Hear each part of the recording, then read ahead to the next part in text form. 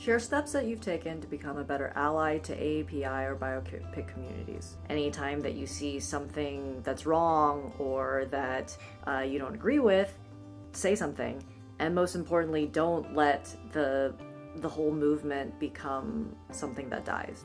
It will continue because we believe in it. How have you seen other communities be allies to the AAPI community?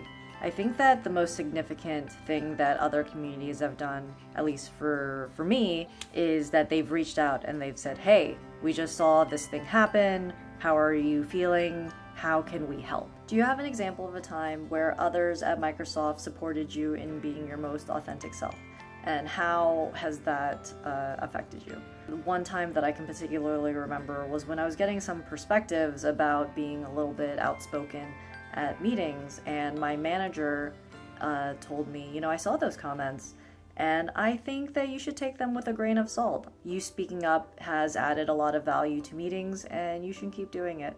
And I thought that that was just amazing support, and it made me feel great.